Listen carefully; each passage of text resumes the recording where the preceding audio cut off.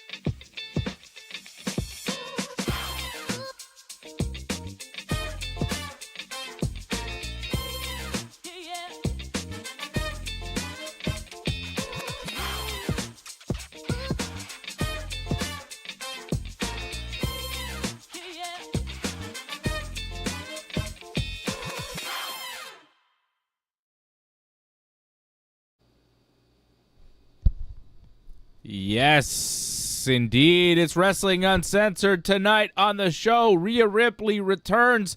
Toni Storm bleeds. And I saw Pretty Deadly on SmackDown tonight.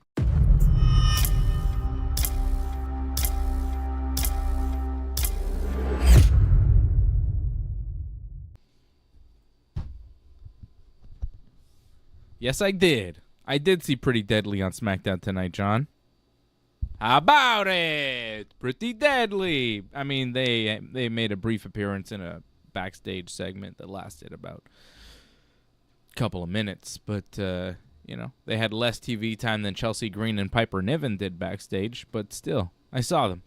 I saw my guys. Yes, boy!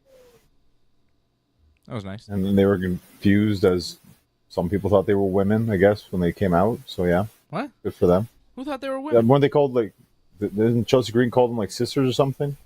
Oh, I don't know. Maybe. They're men. Well, I guess they got confused by the way they dress, possibly. I don't know. Because they're so fashionable. Well, Chelsea, I guess, thinks differently.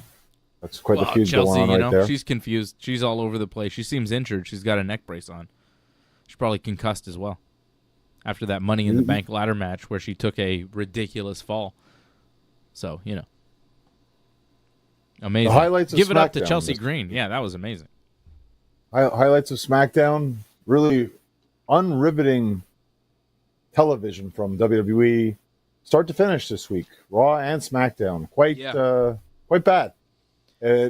Pay-per-view PLE fallout. I feel that maybe people are a little less for giving more, possibly on television, just kind of taking a bit easy, possibly. It just felt like this was just, let's just get through this week. It felt like that for Raw and SmackDown. Pretty much. Not a lot there. CM Punk was on Raw. That was good until Seth came out. And then it went bad. I mean, I thought it was one of the stronger segments on Raw, if not the best thing they had on the whole show. I thought the crowd wasn't great for it, though. It's Ottawa. I've been to shows in Ottawa. It's not a great wrestling crowd for some reason. That building, I don't know. Doesn't work. It's not usually they weren't very crowd. Excited. Mm-hmm. Yeah, they weren't very excited whatsoever, it seemed. For almost anything. Even Punk, it's if that's excited as they get, that's pretty bad. Yeah. No, I went to a SmackDown once in Ottawa, and I was shocked at how dead the crowd was. It was weird. It's not Montreal, John. Montreal crowds, I think maybe you're used to living in Montreal and seeing shows with us, the people. And it's not the same everywhere. Some people just don't have the excitement that Montreal does. There's something about this city that makes for a hot wrestling crowd, right? Some towns WWE goes to, the people are on fire. And some towns they go to, the people are kind of, and it's hard to explain why.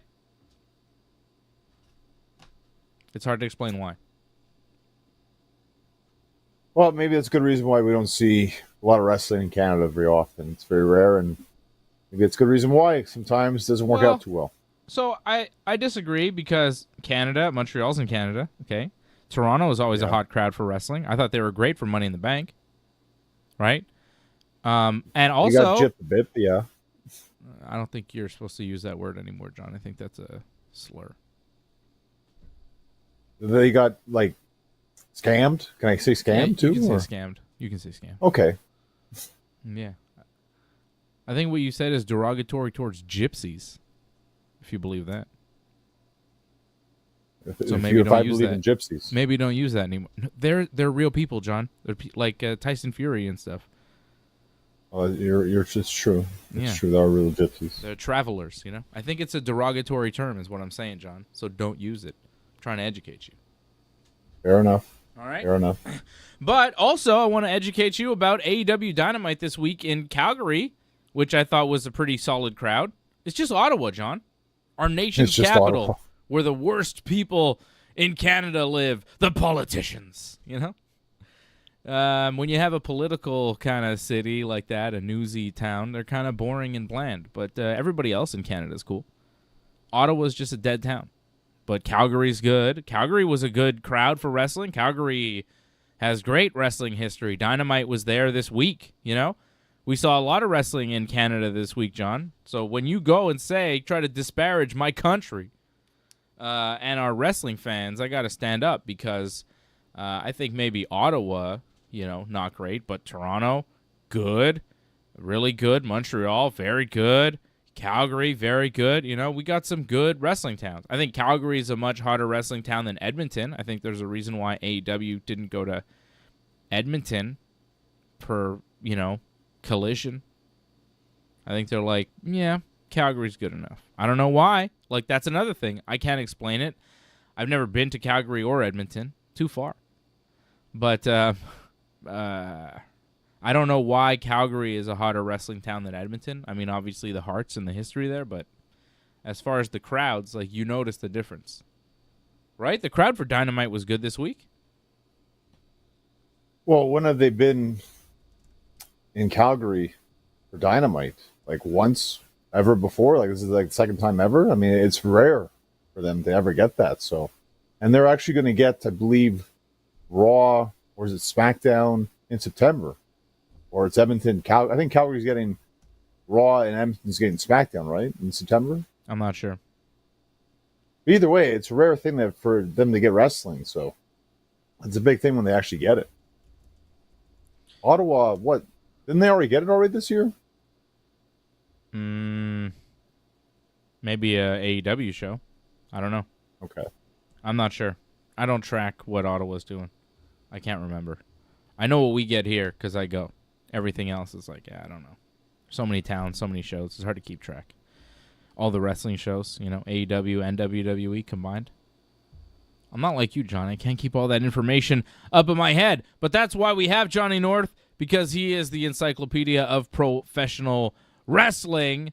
And, of course, Jimmy James, CSL, RC Lorne in the chat, Ryan Katz, members of the team, Angelo Contagonis as well. Join.ringsidereport.net is where you want to go to support the Ringside Report Network, or membership.ringsidereport.net.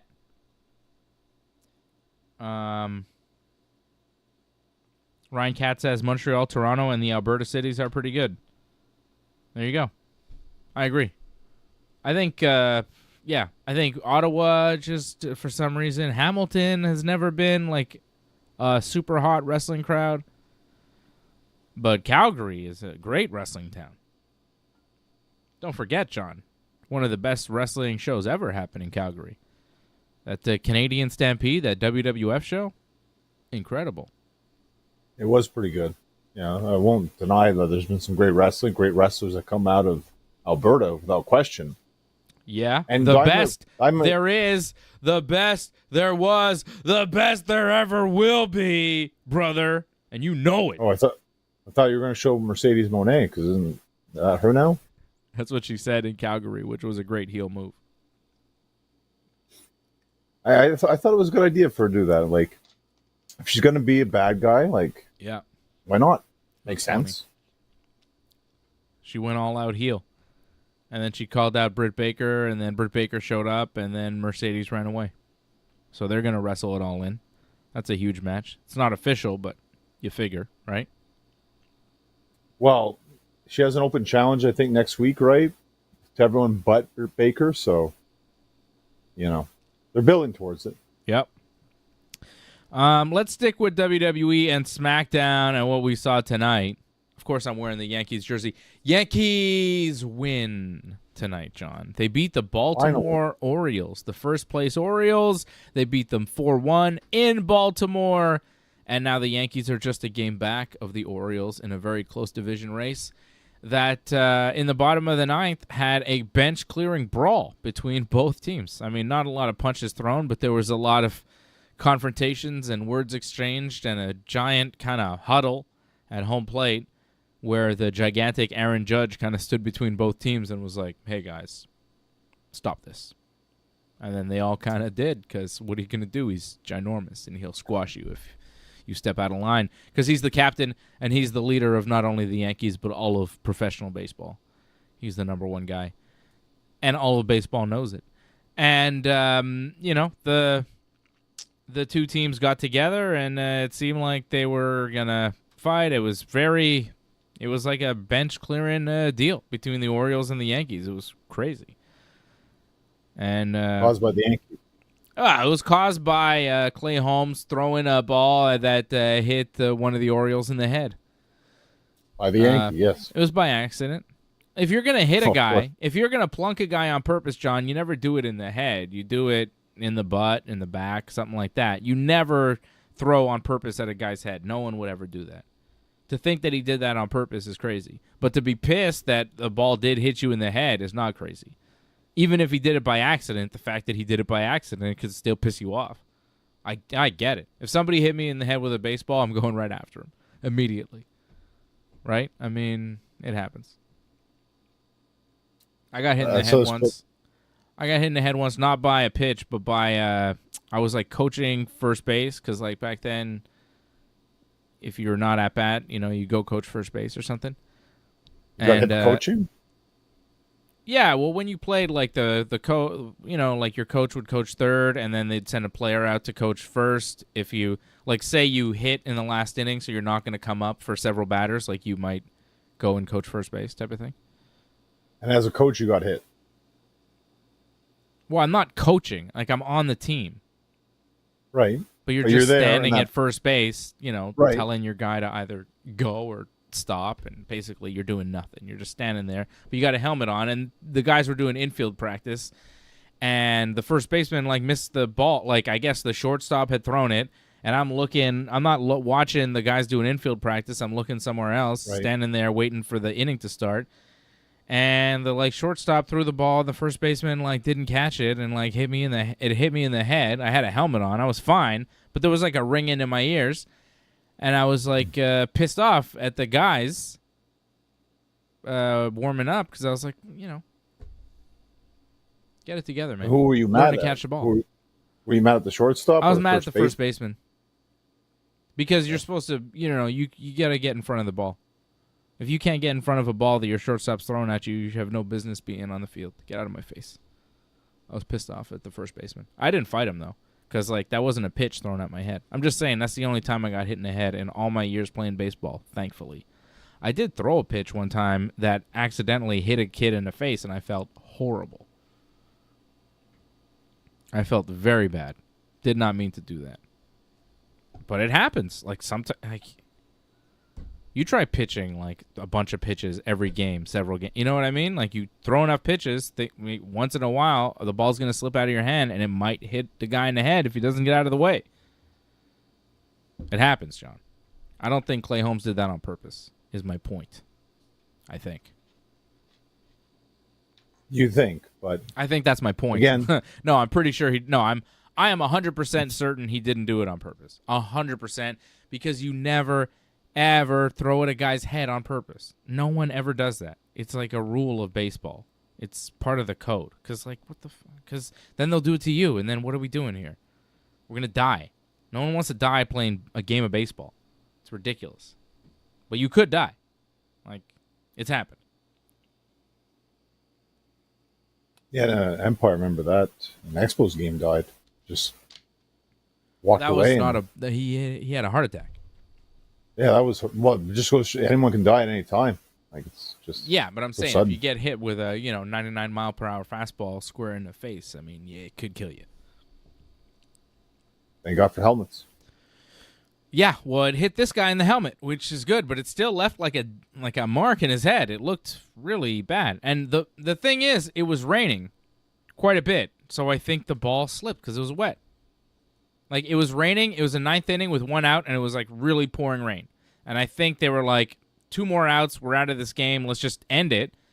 Let's not go into a rain delay for 2 outs type of thing. But they, it was raining, and I think the ball just slipped out of his hand. But the Orioles felt a way about it, and there were some words exchanged. It was pretty crazy.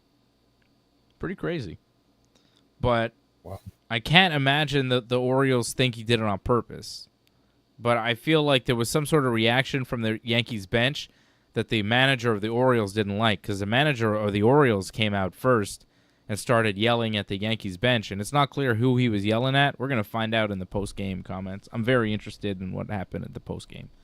We are getting way too into what happened in this baseball game, John. We got to talk about wrestling. That's what people want to hear us talk about. We can. We will. I feel like this show turns into a Yankee show way too much. Maybe I need to do a separate show. But I don't think anyone would. I don't know if anybody's looking for me to do a Yankee show, so maybe not. Maybe I should shut up and talk wrestling. Well, Dynamite was fantastic this week, so should definitely talk about Dynamite this week. Yeah, we will. I was going to talk about SmackDown because we just watched it, though, John. Could we stick with that and then get to Dynamite later? SmackDown kind of sucked this week. One of the worst SmackDowns I've seen all this year, I think. There you go. That's what I want to hear from you. Give me some negative. What did you hate so much? Everything? Well, he started off with a bad promo, too. Like, Tiffany is like one of the worst heels in wrestling. What? So bad. What? Yeah, she's terrible. What? Gotta hit him with the AJ what? Are you kidding me? We can get to AJ later on the show, but like, the apology video that I sent to AJ, do you like that? From the Sphere. I thought it was fantastic. Great video. Great stuff, guys. Great stuff. But Tiffany, like, if you're supposed to be a heel, not everything you say is supposed to get a pop. If everything you say gets a pop, you're not a good heel. Clearly, it's not working. Everything she said got a good reaction. People are cheering for her. Nia comes out, they boo everything she says. Doesn't matter what.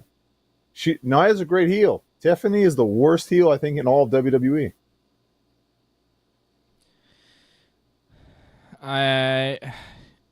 They do like Tiffany. They were cheering for her. She didn't, like, tell them to stop. No. She was helping them. Well, maybe the end game for her isn't being a heel. Because she's got money in the bank now. It's kind of like a new direction for her. They have, like, a direction for her. They have a purpose, right? Right. And Nia Jax, clearly a heel. Everybody hates Nia Jax, right? So Nia Jax has a match with Bayley at SummerSlam for the WWE title because Nia Jax won Queen of the Ring, right? So she's got a guaranteed title shot at SummerSlam. So Nia Jax has a match with Big Meechin, and she beats Meechin because obviously hits her with a bonsai drop. And then afterwards, Bayley stops Nia from hitting her with a second bonsai drop and goes to attack Nia, but then Tiffy Time, who's there, she starts beating up Bayley, and her and Nia just, like, beat the hell out of Bayley. And then Nia goes to leave the ring because Bayley's, like, dead, you know? And Tiffy Time's like, ooh, here's my chance. Let me cash in this money in the bank. And the referee's like, you want to cash in? She's like, yes. Let me cash in this money in the bank now. Bayley is dead. I'm going to be champion. And then Nia Jax sees what's going on here from outside the ring. She rolls back into the ring, goes up to Tiffy Time and goes, ooh, what are you doing here? You cash in, you win here. You wrestle me at SummerSlam. I thought we were friends. I thought you wanted to be a tag team with me. And Tiffy Time's like, oh, no, I wasn't going to do that. We're cool, Nia. We're all good. So Nia, clear heel. Tiffy Time kind of defying the heel, which makes me think that they're going in a slightly different direction with her, Johnny, where, yeah, maybe in the promo it seemed like she was getting cheered, and I think maybe Triple H and the boys realize that there's a good portion of the audience that does like her because she does impressive moves, like she does cool high-flying stuff, you know? She's a likable character. She's a rookie that seems to get it right away. It's an interesting prospect. So I feel like this is just something that we're doing. It's just a different direction for Tiffany Stratton, where she might be kind of an in-between. She might go full babyface, but because of her relationship now with Nia Jax and Nia's relationship with the title and the potential and the future shot that's happening at SummerSlam, you know, something might happen there. Like, I could see Tiffany cashing in on Nia at SummerSlam, maybe, or cashing in on Bayley during the match or something, you know? There could be a cash in there where that starts something with Nia versus Tiffany. Like, there are options there. I don't know if we're going in a direction of Nia Tiffany as a evil tag team beating up everybody. It might be Tiffany versus Nia. Because tonight, that's kind of what it looked like. I think they wanted to keep it open. Like, she could go many different ways. Because she said, like, Liv. She even mentioned Roxanne Perez as well. Like, she could cash in on any champion or any brand. So that's what you can do with Money in the Bank. So that's good that you can keep it open like that. It makes sense that she would do something like that if Nia is going to be the champion on SmackDown, because that's what they say is the goal. However, being a good heel, she could stab her in the back. However, that's what people want to see happen. So it doesn't really work too well for that. For her being like a horrible person for doing that, because that's what people want to see in the end. If anything, she's probably going to stab Nia in the back, or I can see Nia win the title, and then Tiffany would maybe do a cash in on her. But I think people would cheer for that. Well, they're already cheering, so why not? That's it. So what's the problem? The problem is she's supposed to be a heel right now, and like she's not acting like a heel too much. Everything she says gets positive reactions. So if she's getting positive reactions and she's not really acting like a heel, how is she supposed to be a heel? There's ways to do it. But what makes you think she's supposed to be a heel? I think she's supposed to be a heel. Why? Because she's going up against Bayley. Bayley's one of your top faces. I guess. But I don't think she is going up against Bayley, John, because maybe you weren't listening to the promo. She said, the first name she said, after she wins Money in the Bank, the first name she says is Liv. She says Liv, right. Roxanne, and Bayley need to keep their head on a swivel. So Bayley shows up and is like, oh, congratulations, but don't cash in on me because I might stop you and you won't actually be champion.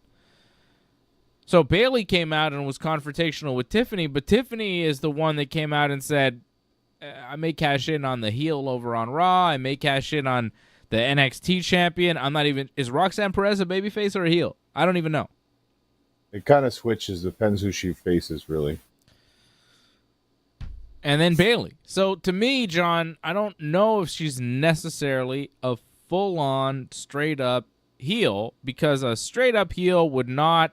She would say, Bayley, I'm going to cash in on you because you suck and I'm going to beat you and whatever. But she also mentioned Liv Morgan, who is clearly a heel on Raw. Right? I mean, look at Rhea Ripley. Rhea Ripley was a heel, positioned as a heel, but just kind of became a babyface because of how the audience reacted to her. And I feel like Tiffany is headed in a similar direction. We aren't there yet, though. And why not? No, I'm saying we kind of are, though. We're kind of starting it. If she says Liv Morgan, what is that? She just said all the champions. That's it. Like, just because she said Liv's name first, like... Yeah, but she says all the champions. Like, if you're a straight-up heel, you would just say the babyface champion on your brand. You know what I mean? Like, it's a safer thing as a straight-up heel to say just babyface champion on my brand. I'm going up for you. But she didn't do that. She said, oh, heel champion on Raw, possibly NXT champion who's like a tweener, or babyface champion here. Like, she kind of left it open where she doesn't have a clear direction or path. Right now, she's on this SmackDown thing, but the Money in the Bank could last a year. Like, you never know. I think what I'm telling you is there's a long game with Tiffany Stratton that I think they have in place. And I don't know if it's necessarily a straight-up heel the whole way through. Because, I mean, they're hearing the reactions. People like her. I like her. It's Tiffy time. Wait, you look at the way she wrestles, too. It just makes sense to be a babyface instead. Yeah. Hold on. Not this whole, like, you know, act like a jerk, but, you know, still wrestle like a babyface. Like, don't do the Seth Franklin Rollins stuff. Like, it's been done before. Just go on, accept it right away. Come on, John. He's a visionary and a revolutionary. How dare you speak ill of Seth freaking Rollins? But that's what they do, though. They've done it in the past where it's like, oh, they're a heel. And then remember, he wasn't even accepting of the whole thing that the fans were doing. And then he accepted it because it just happened to fit into what they were doing afterwards. Yeah. Well, it's going to happen with Tiffany too, probably. But I don't see a problem with that. Isn't it? Don't we want the fans to organically change the characters as they go on? Why are you fighting against this? I don't get it. I'd rather see Bayley have a decent run with this. I feel like this is going to actually end Bayley's run faster than expected. She's been champion since what, Mania? Keep it going. Mania to SummerSlam is a pretty long run. If you look at the people that won championships at WrestleMania, not a lot of them are still standing. What has Bayley done in this run? Like, can you really say anything so far? Although a lot of them, now that I think about it, quite a few of them are still standing. We had a lot of title changes at WrestleMania. Yes. Who's had the best run and who's had the worst run? Like, probably Cody has the best run. Of the runs that are still going on, yeah, Cody's had a pretty good run. He's had some pretty excellent matches. The AJ Styles matches were great. Sami Zayn, I think, has had a pretty good run. Since WrestleMania, He won the championship at WrestleMania, and he's had a good run as Intercontinental Champion. I feel like Damian Priest and Bayley have not had great runs since winning their championships at WrestleMania. They're trying with Priest. They're really trying. Yep. I feel like they're trying more with Priest than they are with Bayley. Yes. A lot. They're putting way more effort into Damian Priest. There's not much happening directly with Bayley. Things kind of happen around Bayley, and she's like the prize at the end of it, but it's not really involving her. They tried tonight. They gave Bayley the opening segment to start SmackDown. That's something. I didn't like the whole fat jokes, though. I don't think putting down Bayley that she's fat is a good idea. Who said that? Well, Tiffany said, like, oh, you're just staying at home eating potato chips. And then, like, Nia said, look at you, BBL, and, like, point at her butt. Yeah. Do you know what that means? Is it big booty lady? No. Okay. It's a Brazilian butt lift. I think she was accusing her of having surgery to enhance her butt. I don't think it was a weight thing. I think it was saying you have fake butt. I think she was just have a fake butt. Yeah, which is a thing that people do. Or fake, like a butt lift. There's things that people do. Brazilian butt lift. That's what they were accusing Drake of having done. BBL Drizzy. You didn't hear that one? BBL Drizzy. BBL Drizzy. Tremendous. You didn't hear that? I didn't hear that. No, I'm not surprised you didn't hear that. I wish I didn't hear the Eminem stuff. Have you heard Not Like Us? Have you heard that song, John? No. Really? I'm upset I listened to Eminem, actually. I wasn't very happy with that stuff. It's just like... not really timely stuff for him to put out that kind of stuff. But I'm sure a lot of people, his fans love it, I'm sure. But I was not a fan. Are you offended at the new Eminem stuff that you've heard? What are you talking about? I just think it's kind of childish. That's it. Wow.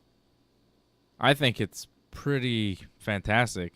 I was listening to his new album today that he just put out. Right. And it's pretty brilliant stuff, man. From a technical rapping standpoint, it's pretty incredible. Well, again, this is coming from an ICP fan over here, so I've never been impressed by Eminem. Yeah. You're a more Insane Clown Posse fan than an Eminem fan? Is that what you're saying? Quite so. Cool. You should check out the Insane Clown Posse's interview on Drink Champs. That was done recently. It was very good. They said anything about Eminem, I guess? Or yeah. I mean, they talked about their whole career. It was like a 3-hour interview. It was fantastic. With Nori and DJ EFN on Drink Champs. Very good, John. It was a very good interview with the Insane Clown Posse, if you are into that. I listened to it because I listened to Drink Champs. Yeah, but I think Eminem's new album is pretty good. But I am enjoying Action Bronson's new album more. He put out a new album. I think Eminem's album came out today. Action Bronson's album came out yesterday. Johann Sebastian Baklava, the Doctor. That's what it's called. It's fantastic. It's got a lot of good pro wrestling references, John, that you probably would appreciate. He has one song where he mentions Honky Tonk Man hitting Jake the Snake with a guitar, and he also mentions Roddy Piper hitting Goldust with a car. WrestleMania 11, I think, right? Yeah, but this is all in one 3-minute rap song. He also name drops Shavkat Rachmanov in the same song, which is pretty dope. ICP would do the same thing too. They've done it in the past. Yeah, but Bronson, the way he does it is a little funkier. ICP's a little bit I've heard Insane Clown Posse, you know. It's a little bit it's more aggressive, you know. It's a little harder edge. Their beats are I don't like their beat selection so much. I'm not so into their beats. I feel like Bronson, the music is a little better. And I think his rap, I think he's just a more talented MC. I don't find the Insane Clown Posse particularly, interesting as rappers. They're not Eminem, you know what I mean? They're not that complicated. It's kind of simple stuff, and I'm not so into it. They're not Nas or, Jay-Z or something like that. They don't have... I wouldn't say that they're the greatest, but yeah, that's what I'm saying. I find them entertaining, though. Yeah, I don't know. I feel like if you you hear a few songs and you're like, all right, I get it. It's not my type of thing, but we like different things, man. And that's okay. I like Tiffany Stratton. You seem to not like Tiffany Stratton. I don't like heel Tiffany Stratton. I think she should be a babyface. Full on. Not this in-between stuff. I think I meet Chin. Larry Hoover. And I had no idea, by the way. What? With that match. When Michin does the run-in, and then we go to break, and then, by the way, now we have a match. There was no entrances or anything, and there was no, lead-up, there's going to be a match or anything, when we come back. Just, by the way, there's a match in the ring afterwards. Thanks. Yeah, I didn't need it either, but, I guess they had to do it. Two commercial breaks, too, by the way? Out of all the matches to go long, what the heck? I don't know. They had nothing on this show. And the whole time they're promoting Solo Sikoa is going to call out Cody Rhodes and tell him to acknowledge at the end of the show. And then they did that. At a certain point, Cody's backstage and Randy Orton's there, and he's like, hey, I got your back tonight. I know you don't want me to have your back, but if they attack you, I'm going to come and help you. And Kevin Owens isn't here because he's with his family, so it's just you and me. And he's like, Randy. all right. What? Because Randy told him not to be there. It's all Randy's. Randy said it's my fault that Kevin's not there. Did he say that? Yeah, he said that. Anyways, I guess Randy told him to stay home because, he's got to be with his family because of his mom. And so Randy says to Cody, I'll be there for you. But when you're done with the bloodline, they're all going to be coming for the belt. And I'll still be here for you. But it kind of seems like, maybe Randy's going to come for the belt after Cody's done with Solo. But I don't know what the plan is there. But, I could see it. Now, Solo comes out, end of the show, cuts a promo, says everybody's got to acknowledge him. Jimmy Uso didn't acknowledge me. So, look what happened to him. He got beat up. And then the crowd starts chanting, we want Roman. And Solo's like, you don't deserve Roman. Roman's not here. I'm here now. I'm the tribal chief.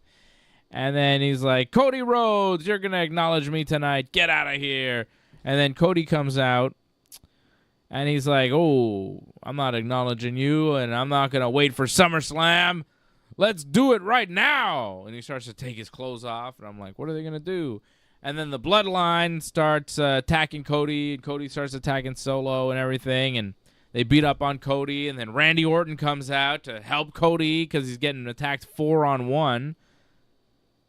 And Randy kind of takes them all out for a brief moment until they swarm again and beat up Randy.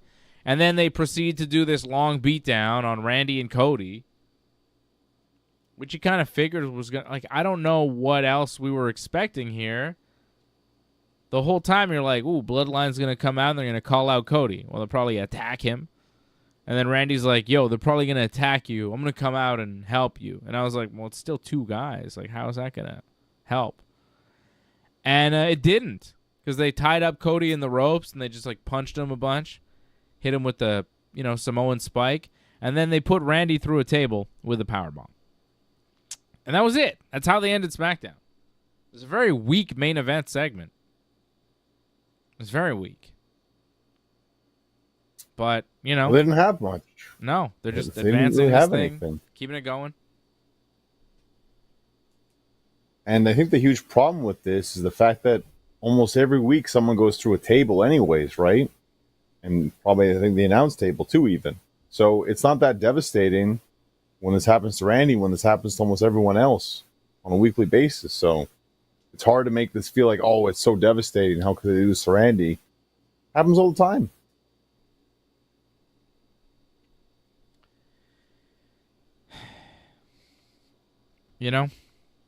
It's just not that interesting. And that's how they didn't have ended anything this week. No, they really had nothing. Roman Reigns is going to come back at some point, right? He's going to come back. He's going to go after Solo. When? You want to know my theory on what's going to happen? I have a theory. Yeah.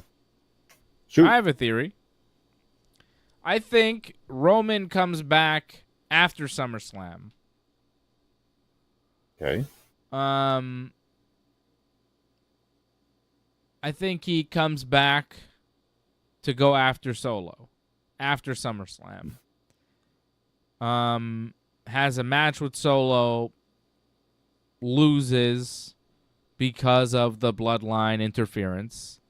Kind of, getting a taste of his own medicine. They just beat the hell out of Roman constantly for a while until maybe he gets a little sympathy from perhaps a returning Jimmy Uso. Perhaps even Jey Uso. And maybe even Cody Rhodes at some point. The ultimate babyface joining his former enemy to take on his new enemy, the Bloodline. I think it might take a little while for anybody to help Roman when he gets beat up by Solo and the friends, because why would anybody help Roman? Roman's the evil guy who just, was mean to everybody. And right? When we last saw Roman, he was the tribal chief and just mean to everybody on WWE, right? Now, yep. I think eventually, he's going to come back as a babyface, obviously, but the other babyfaces won't want to side with him. But eventually, I think Jimmy Uso and maybe Jey Uso and Cody Rhodes, and we have some sort of big match, I think probably towards Survivor Series at War Games, where it'll be, November, right? So we're talking here, I think Roman wrestles Solo one-on-one and drops the match in September.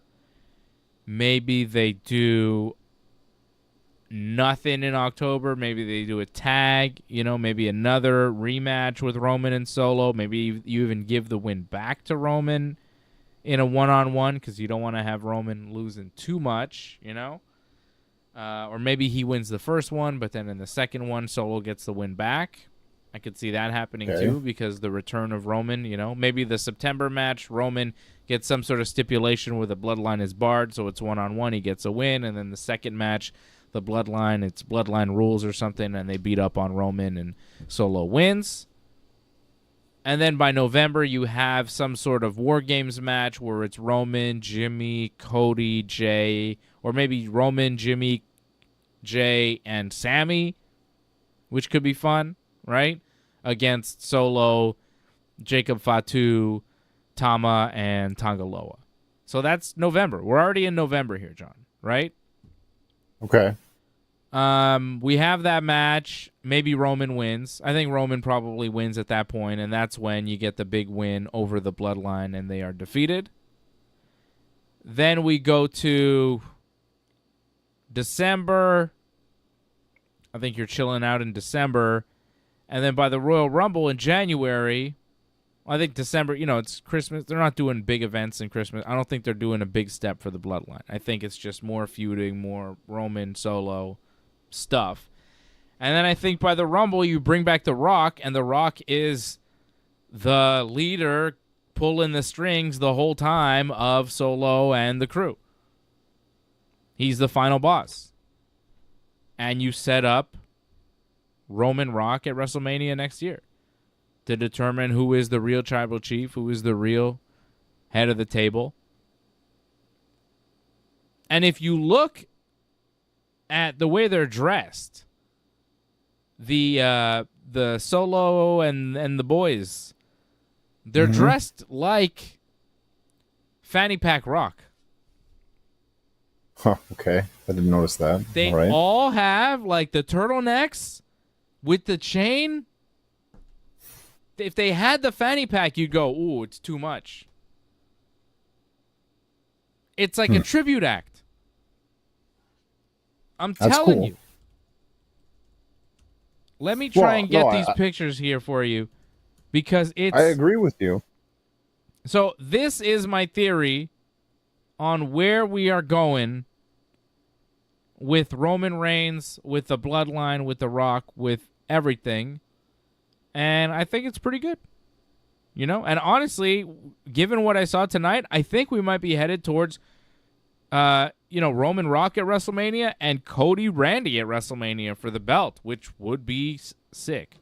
Especially if we continue this Cody Randy relationship towards Mania, and then eventually Randy turns. And I think Cody Randy one-on-one is a big match that we have to do for the belt at WrestleMania. Would be pretty good.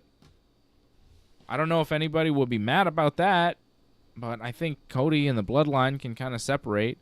I know people wanted to see The Rock and Cody one-on-one, but I don't know if you have to do that at Mania 41. Maybe you do it at Mania 42. I think there are options.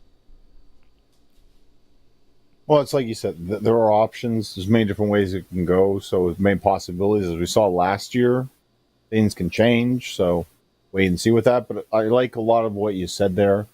Obviously with The Rock being the main leader behind the new Bloodline, I think that makes a lot of sense. I could see that happening for sure. The main problem I have, and this goes through WWE across the board, is that it's going to get good. You just have to wait until January. It just feels like the whole rest of the year is just, we're building up for January.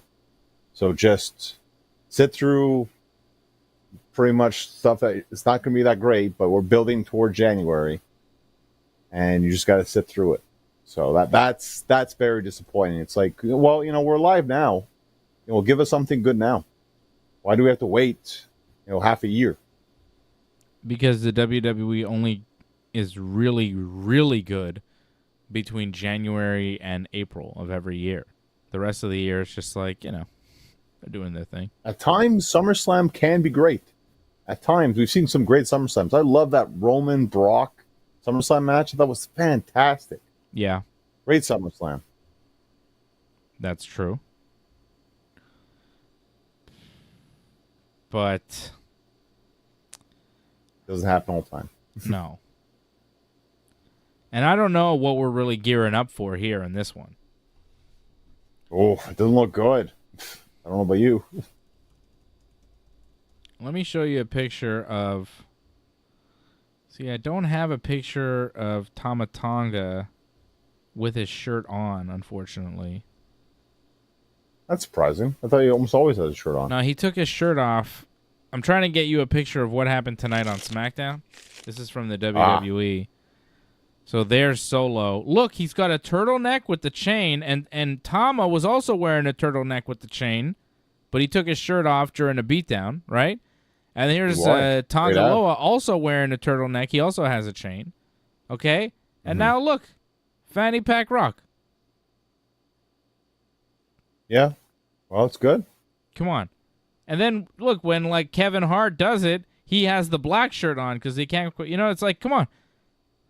This is the look. And then look. Huh? What's he doing wearing a turtleneck with a chain? What are they all doing wearing black turtlenecks with chains on? It's a good connection. Yeah, no, I think you're 100% right. Makes sense. I didn't even make this connection. I have to confess. This was the mother of my children watching SmackDown with me. I was just finishing telling my brother, I was like, I think The Rock is behind all this. He's going to be the guy. And then she goes, hey, they all look like they're dressed like The Rock. And I was like, what? She's like, yeah, like the fanny pack Rock. I was like, holy shit, you're a genius. Like, it fucking blew my mind. I was like, what the fuck? You look at it, and you're like, yeah, they're all dressed like him. Well, you're not looking for it, but yeah, if you can see it, yeah, it's there. Yeah. Well, I didn't notice it, but she's like, oh, they all look like they're dressed like him. Like they're kind of, want to be. And the hair, too. If you look at Tama and Tonga's hair. I mean, it's a little harder, though. It's similar. Yeah. But, I mean, that's a bit more of a stretch. I think that's just more of a coincidence on that one. I mean, they've had different hair, John, is what I'm saying. Like, Tama Tonga used to have longer hair. Tonga Loa, too. Right now, they have their hair cut in a similar style to The Rock. It's good, though. Yeah, it's good. It'll be a fun story as it unfolds. Unfortunately, whenever it unfolds, in like 10 sagas from now. Yeah. I think that's a solid theory, though, John. I think that's where we're headed, and I'm happy that we're headed in that direction. And, even if it goes exactly the way that I just laid it out and I predicted the whole thing the whole way, I'll still enjoy it because it sounds like fun. Well, because you get The Rock involved. The Rock makes a lot of things fun, so it's fine. The thing is, we got to get through a Cody versus Solo SummerSlam main event, and I question that one. That's a big ask for Cody and Solo. I think the big question is, does a Roman show up at SummerSlam or like the SmackDown a week or two afterwards? I would say SummerSlam. You want to make it as big as possible. Yeah. I don't think he gets involved in the match. I think he just shows up afterwards. Fine. That's good. Mm-hmm. But an appearance, I mean, you're going to have over 50,000 people, right? So I don't think Roman, unless Roman stops Solo from stealing the title, stops the bloodline from taking it from Cody. Yes. I don't know. It's weird to help Cody, though. I don't know. It's hot. It would be weird. I think it would be a bit much. I wouldn't like that. It wouldn't make a lot of sense to take it away from the family. Like, you would rather have it go to the family than with Cody. Unless Roman has to be the one to take it from Cody to, retain his rightful place at the head of the table. How selfish. Very self-centered. That's how it works. That's what Solo's saying. Solo's saying because Roman lost to Cody, he can't be tribal chief anymore because he lost. Well, I mean, you lost. You're not the champ anymore. Yeah, makes sense. Yeah, well, that's it. And Solo's whole mission is to beat Cody, become champion, to prove that he is the bigger man than Roman Reigns, and he is better than Roman, and he is the real tribal chief now. Have you not been paying attention to this? Everything Solo's been saying? Well, no, this is what Roman wanted, though. He said Solo was going to be the next tribal chief. Yeah. Roman said this was going to happen, so I don't see why people are upset and they want Roman. Like, Roman wanted Solo to do this. Yeah. That is true. He was supposed to be, like, the next one. But Roman never wanted Tama and Tonga in the group. And Heyman not perfect, said that. That's for sure. Heyman said that. And I'm sure getting rid of Heyman probably not also part of the plan, too. Yeah, beating up the wise man. You're not supposed to do that. Not cool. So, yeah, SmackDown was kind of uneventful tonight. Not much really went down. LA Knight challenged Logan Paul to a U.S. title match at SummerSlam. I think that's going to be made official probably next week when Logan Paul is on SmackDown, right? That's something. That's good. Yeah, that's something. Something to look forward to. That's one of the highlights, I think, for SummerSlam. Yeah, Logan Paul possibly losing his U.S. title that he won at... Oof, it was a while back, wasn't it? It's been a while, yeah. You figure that's what LA Knight is going to get, right? Did he not? Did he beat like Rey Mysterio or something? Wasn't that like in like Saudi Arabia he beat him? My God, yeah, it was a long time ago, man. Well, he's been champion for like close to 300 days. And he's only defended it like twice. So it does feel like it's been dragging a little bit. That's what happens when you aren't on television. You don't really wrestle that much. And when he does wrestle, he doesn't even defend the title, which is very weird. He won it in November.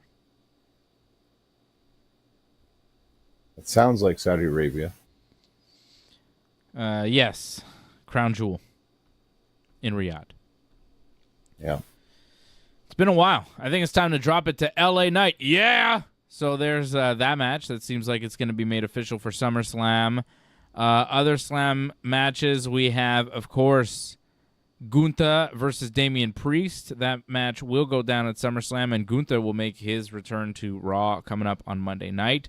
Bayley versus Nia Jax, also official for the WWE Women's Championship at SummerSlam.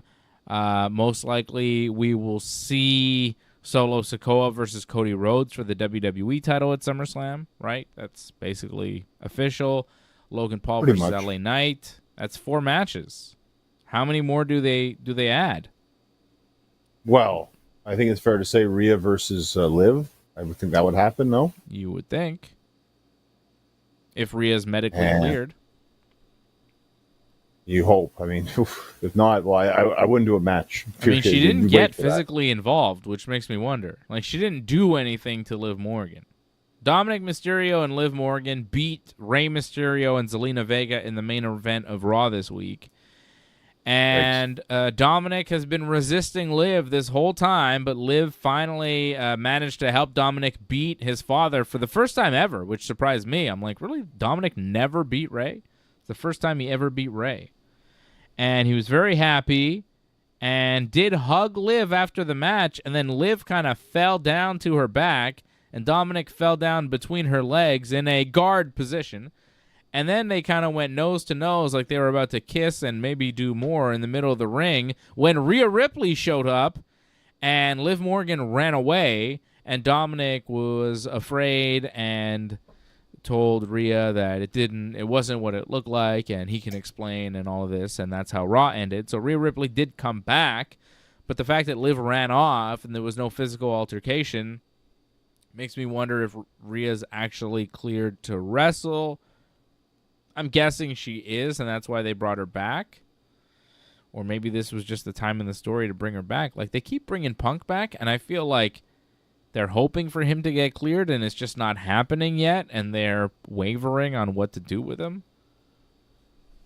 That's another situation. But, yeah, I think Rhea and Liv probably happening.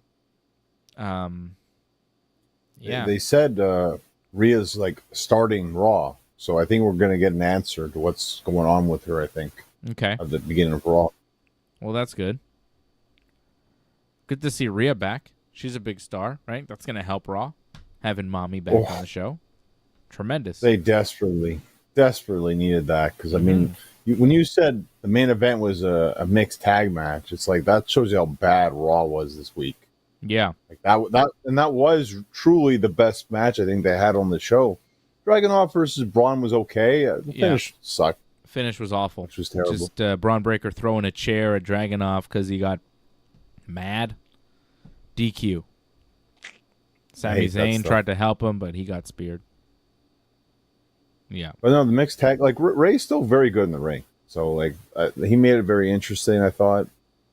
And you know the story, I'm not a huge fan of the story, but it was played very well, at least executed well. And like I thought the way the whole ending with Rhea coming out, it was the most entertaining part of the show, I thought. So I mean the main event did its job, but still this wasn't the best thing And unfortunately, like, there wasn't much to go on Raw this week. It was really rough to get through. I like the opening segment. I know you didn't like what Seth was saying, but I thought Seth made a couple decent points there with CM Punk. Punk talking about actions having consequences, and he's going to be the consequences for Drew McIntyre, and he's going to come after him everywhere. And Punk, of course, taking another cheap shot because he can't ever let it go. He's like, I'm going to fight Drew McIntyre everywhere, in the arena, even behind the camera over there where we have people. And I'm like, you bastard. What a dick. Like, he had to take a shot at AEW. Like, how long is it going to go until he doesn't take shots at AEW in his promo? Like, it's like, all right, dude, I know their arenas are not full, and WWE has better, gates for the arena. There's more people. But, like, man, really? How petty? You're still taking shots? Whew. The problem was, like, it was the worst timing to say that, because if you saw, like, what the setup was, that they actually had a lot of that tarped off, actually. There wasn't actually a lot of people there, so that was the worst time for Punk to say that, because they actually didn't sell out. And I wouldn't say it was poorly attended, but for WWE, it was poorly attended, because WWE is usually getting close to sellouts.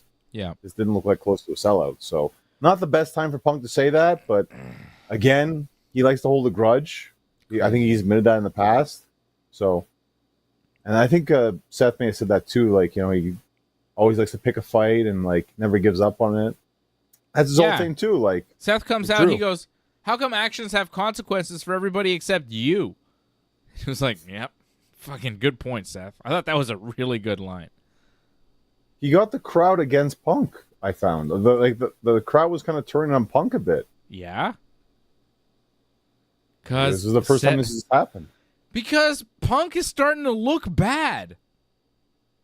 The more he talks, the more he's presented, the more you go, is he the good guy here? He seems kind of selfish. I think Punk is either turning heel on purpose or by accident.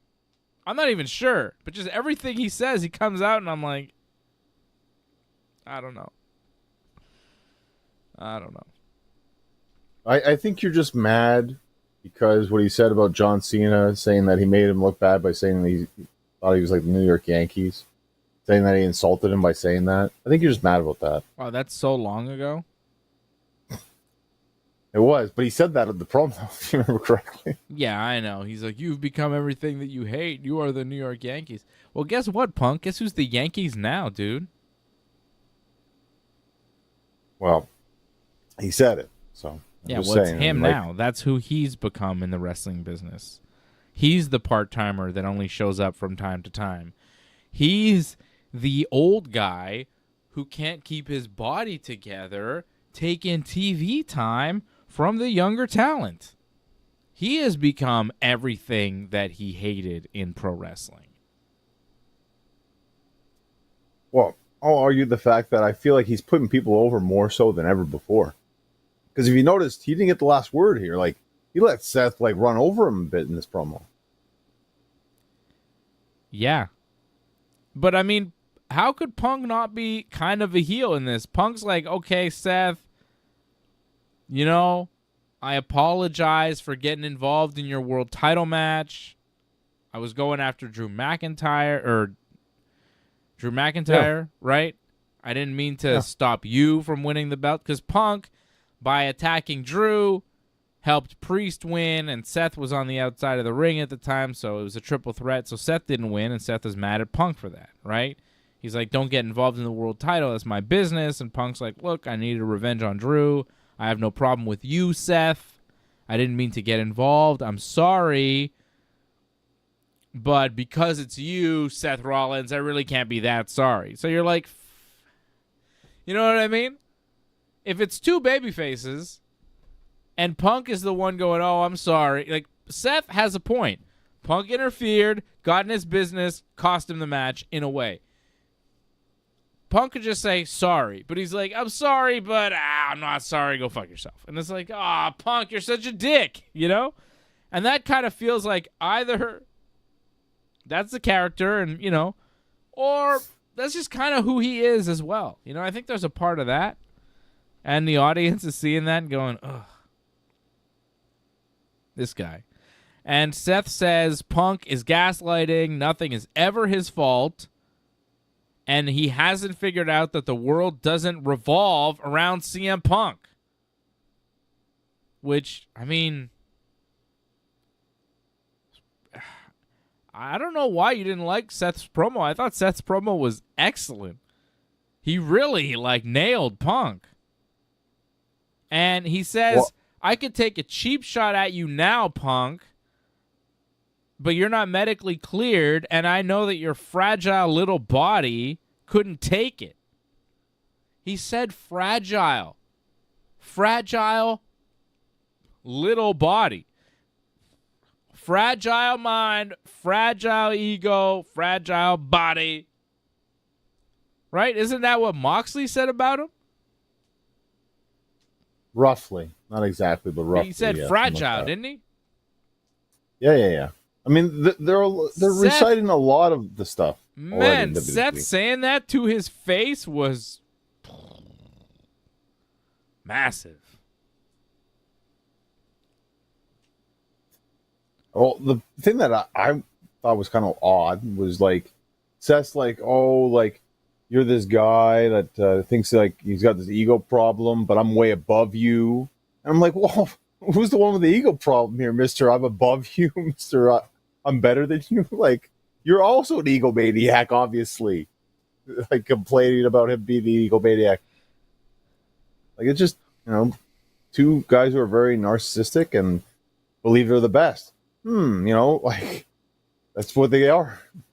So Seth says when Punk is cleared, he won't even be able to say Drew McIntyre before Seth himself jumps on Punk, snaps his arm, and puts him back on the shelf. So Seth making a direct threat to Punk, saying, look, I don't care if you want to attack Drew McIntyre. I am coming after you. And that's how the promo ended. So what's the match at SummerSlam? Three-way, I think. It's a triple threat, yeah? Seth, Drew, Punk, because they all hate each other? Winner gets a title match? Winner gets the winner of Gunther and Priest? Because that's how it should be. Sure, I guess. I mean, it doesn't really matter. Winner gets... You think a winner would get something, but I think just a three-way, just to have them settle it. Three-way, it's no DQ. They can do whatever the hell they want. I think that's the best way to do it. Plus, you get them all on the show. You're going to have at least 8 matches, it looks like, already. So, three-way is the best way to do it. Okay. I think that's probably correct. I think that's where we're headed. I hope so. I'm worried, though. I don't know. I feel they might do a singles, though. Punk and Drew. So where does that leave Seth? On the outside waiting, because he had that promo afterwards with Priest saying that, after I'm done with Gunther, you're going to get a shot, because, like you kind of said, that was kind of messy with the whole thing. It didn't make sense. That wasn't the same stipulation that we agreed to. Yeah. Because it was a three-way afterwards, so. Yes, they did address that. Yeah. Yeah, Priest saying, it was a one-on-one thing. And Seth is kind of well, I didn't beat you, so I won't go for another shot. And Priest is like, no. I mean, Punk was there, Drew was there. It wasn't the one-on-one match, so when I'm done with Gunther, you can wrestle me. If he's ever done with Gunther. I think Gunther's going to be champion at SummerSlam. I think he should be. The crowning of Gunther. Finally. It's his time. That promo they did on Raw for Gunther, the video package, was really good. When he's like, WWE needed me, I didn't need them. So I went to NXT UK. And it was fuck it, that's true. He didn't really want to go to WWE. They're like, please.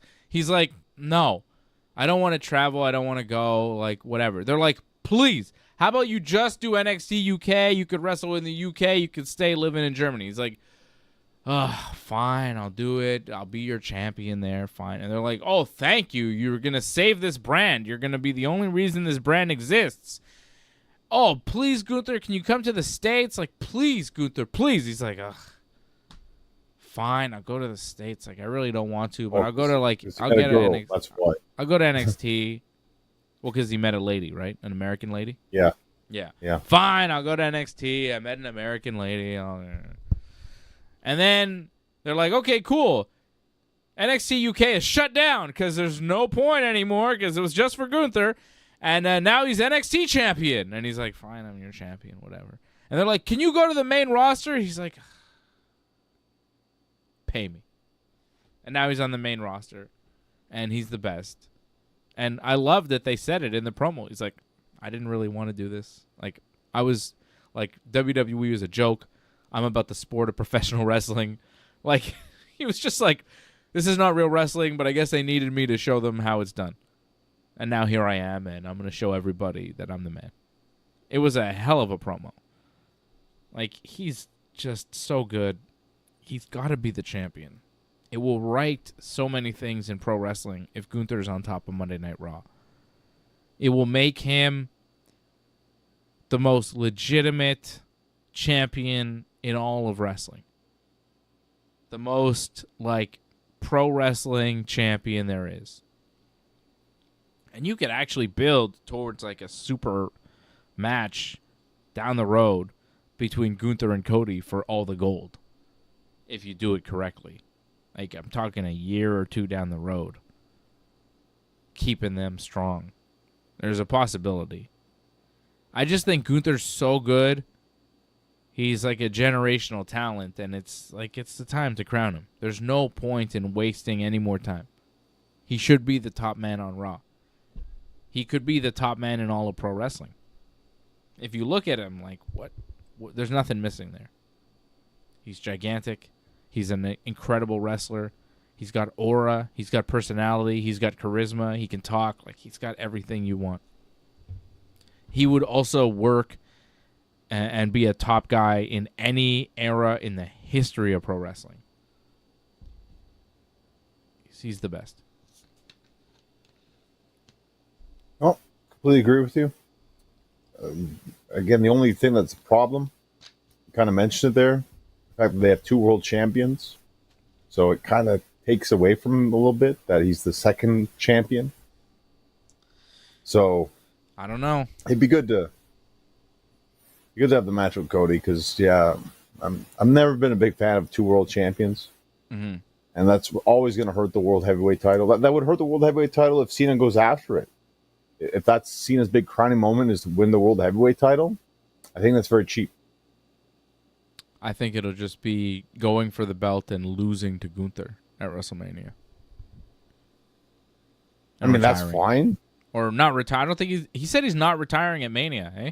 He said he's in December, right? Yeah, December. He's going to wrestle the whole year, which is exactly what I said. Like, everybody was reporting John Cena plans to retire at WrestleMania, and I'm the only one who, like, heard his words because he said it will be my last WrestleMania, but he never said it will be my last match at WrestleMania. Well, everyone just figured it, right? So that's it. I didn't think that he would do that. I think he's going to wrestle his last match at, like, a house show in Massachusetts somewhere. Either Boston or even West Newbury in a small thing. Oh, that's nice for him. I think that's where it's going to go down. He didn't answer all the questions to the press conference like he said he would, but oh, please. That's fine. Oh, please. Cena's got his own, you know. Are you talking about the Vince question? I mean, he answered it before, right? He could answer it again. Did you see what his answer was the first time? Well, that was kind of long and, like, probably, I think he regrets probably saying that, actually, now. Yeah, I don't think he regrets it.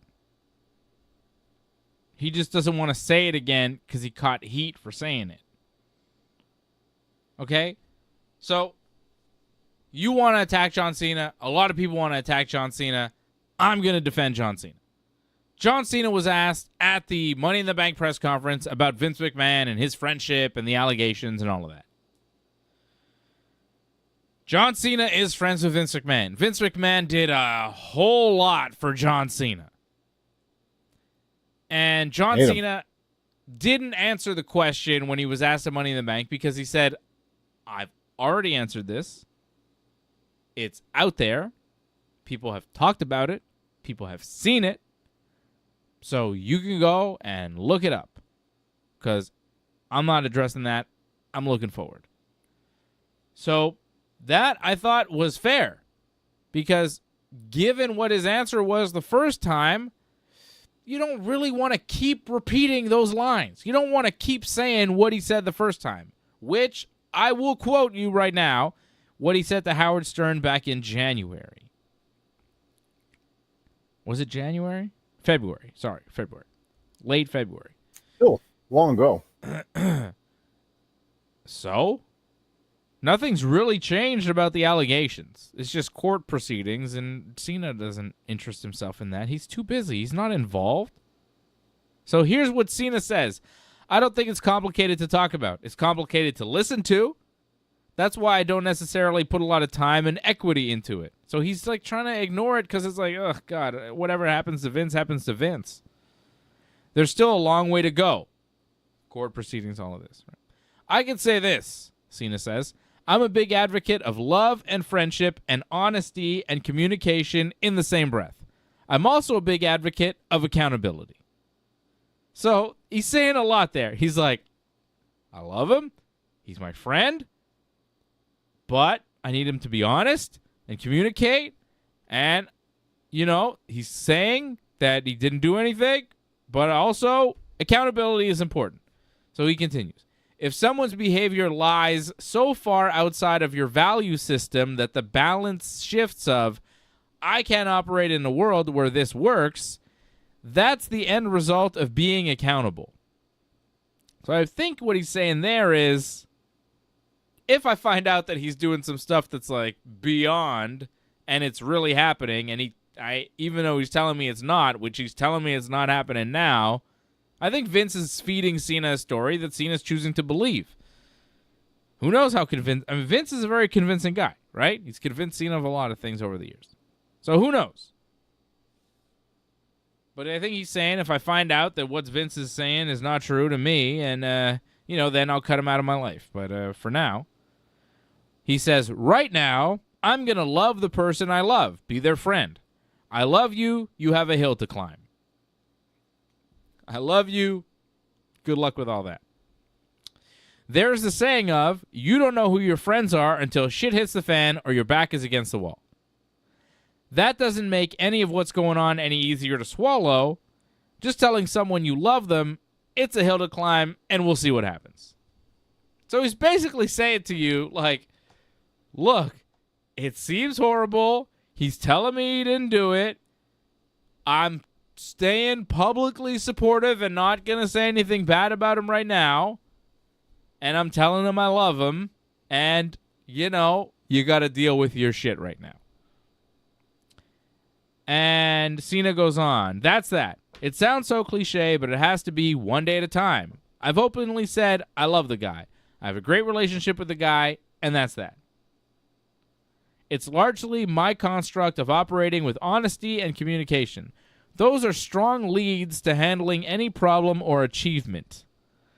The whole thing is super unfortunate, and it sucks. It deals with an individual I love and an entity I love, WWE. I want everyone to have the experience that I have. Not only do I tell a friend that I love them, but I switch to the entity and say, how can I help? So he tells Vince he loves him, and he goes to WWE and says, how can I help? So he's just a WWE team player through and through. He's a Vince McMahon guy. Vince made his life. What do you expect him to say? I mean, he says a lot without saying much. I think that's the problem there with that. Well, he's John Cena. He's got a lot of money at stake here. And you know John Cena. He's an odd guy. He's weird. None of this surprises me. I don't know why people are attacking John Cena because of this. John Cena didn't do anything that we know of. I think that was a little bit more short, concise. I think people wouldn't have got so upset about that response. Okay, let me be John Cena's publicist and write him a new statement, okay? I love Vince. He's done a lot for me and my career and my family and my future. He's dealing with a very serious issue right now, And I hope that it gets resolved in a timely manner, however it gets resolved. These things are difficult, and I wish everyone involved the best. Hopefully, if there are victims, everyone is dealt with. I love you, Vince. WWE for life. You can't see me. And then he just disappears into thin air. Pretty good. Pretty good statement. And then he says some shit in Chinese. And he goes, oh no, sorry, China. Come on. I mean, you know John Cena. The guy is a complete sellout corporate shill. He's not going to piss off the billionaire who made him rich. What do you expect him to say? Well, I think it's commendable that, he sticks by his friends, to the end kind of thing. Like, that's very respectable. You've stuck by some friends that have been questionable, John. Of course. You've stuck by some people questionable individuals who've done, I'd say, possibly worse things than Vince. And you knew that they did, and you still stuck by them. I know a lot of people don't like you, Dave, but I stick by you all the time. Don't worry. That is not who I'm talking about, and you know it. I know you got your enemies, but don't worry about it. Oh, my God. That's crazy talk. I really don't care about that, John. You can stick by those people all you want. That's fine. That's honestly good for you. I'm happy that happens. But other things, come on. You know what I mean, John? Sometimes people stick by their friends. For you to be attacking John Cena for this is a little hypocritical. I'm not going to get into it, but let's just be real. Well, no, I just put him over for sticking by his friends. Like that, I commend that quite a bit. It's just to get into this long political statement, and like you said, like say a lot without saying anything. That's where I think he gets a lot of heat. Yeah. Whatever. He's retiring. Leave him alone. Leave him alone. He didn't do anything. Unless he was getting some of that Brock Lesnar contract. In which case, I think the better question to Cena is not like the broad, what do you think about Vince and the allegations? You were friends with Vince. What's going on there, pal? You go, there are allegations about Brock Lesnar and some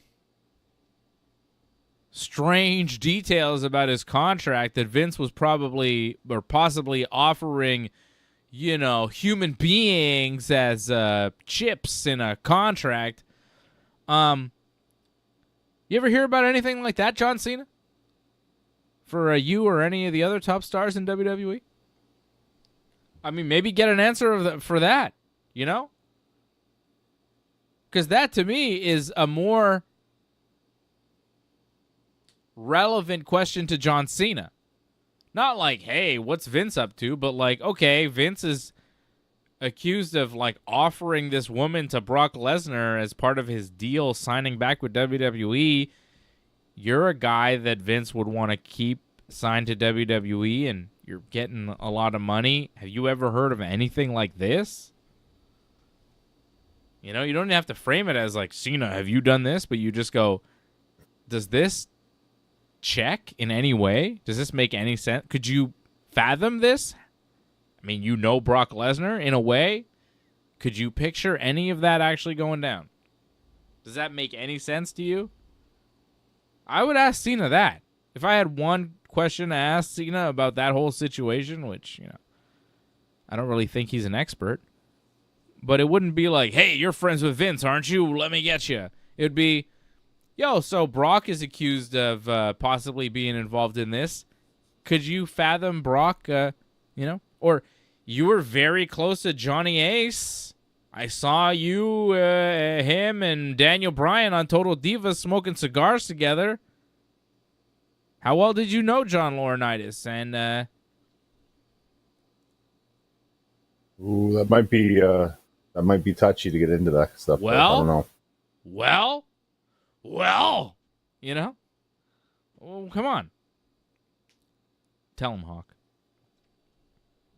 I do like the idea of like, will you ask John Cena if you ask John Cena a question? I'd ask him like, when did you realize like it was time?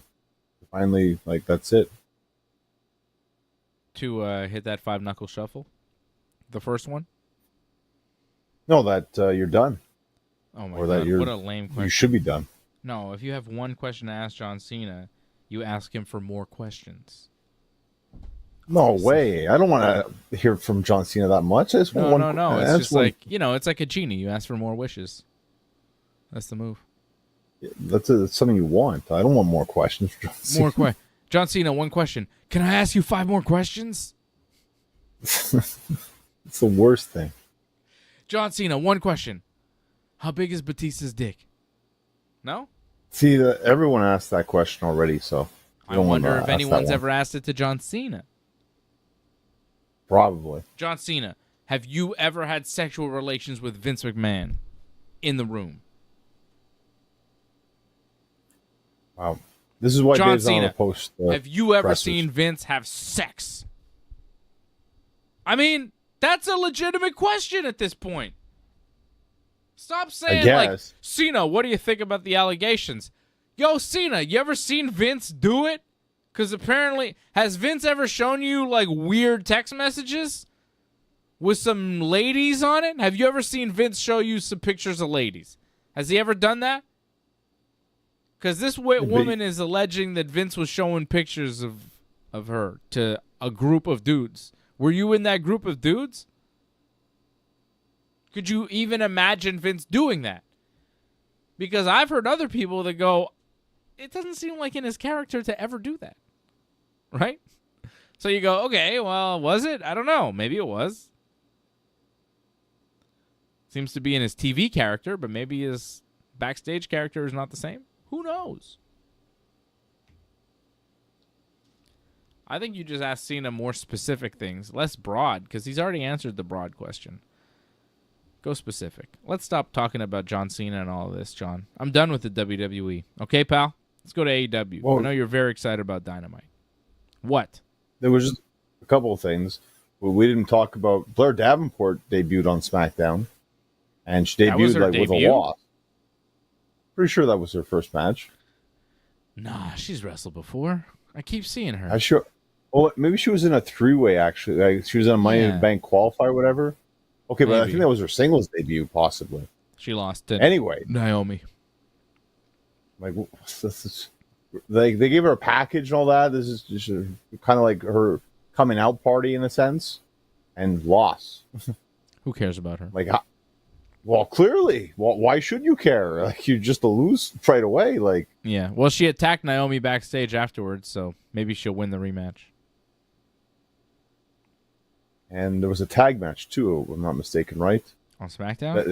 Your favorite, yeah. Baron Corbin wrestled on SmackDown. Oh my You must God. have loved this episode. Yeah, that was forgettable. Like, we don't have to mention that, John. We don't have to mention every little thing that happened on SmackDown because some of the things are just not worth mentioning.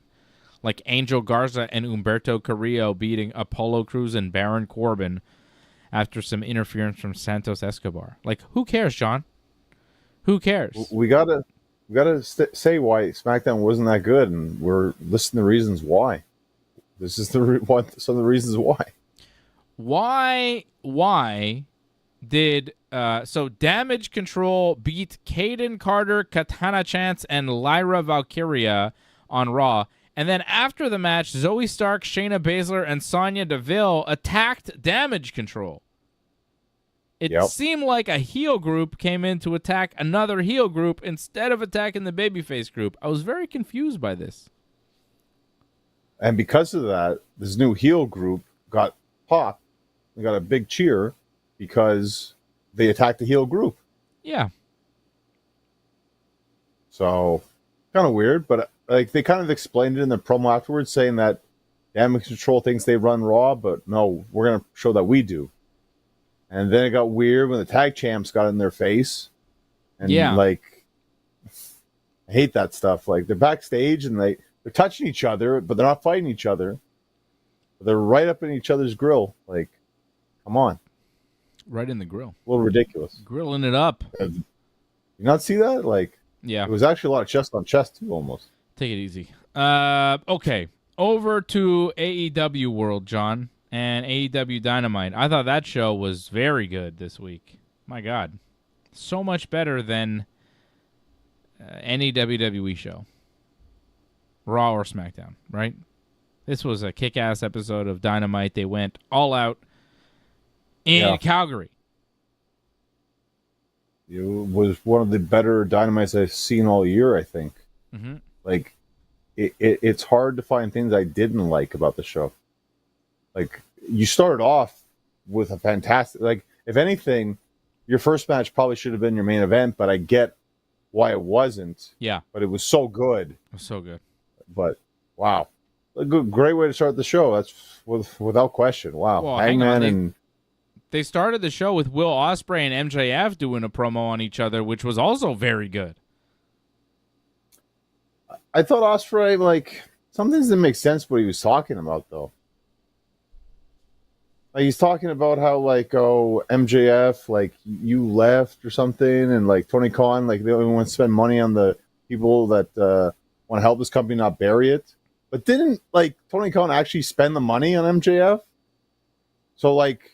That contradicts exactly what Ospreay said. Did he spend as much money as he did on Ospreay or Okada? I imagine MJF, he might be getting the most, actually. I wouldn't be surprised. I hope he is.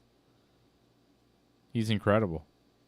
But I liked what Ospreay was saying, you know, how he feels like he's been cleaning up other people's messes, and it feels like it's MJF who's, you know, said it's all about AEW, but it's really all about him, and I don't know. I thought there was some good stuff, and I liked MJF's promo as well. Like, you know, there's gonna be I'm the real guy. I'm the main attraction here. You're just the flavor of the month, and soon enough there'll be another flippy guy here, and everybody will forget you. Like, I thought there were some good lines. Like, I don't have to kill myself for the fans to love me. I just have to talk.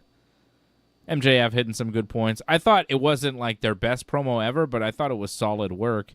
And it was a fun way to start off the show and also set up Will Ospreay versus MJF for the international title coming up this Wednesday on Dynamite in Little Rock, Arkansas.